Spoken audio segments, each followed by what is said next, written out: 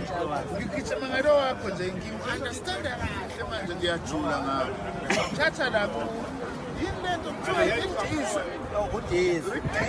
ngithatha udisa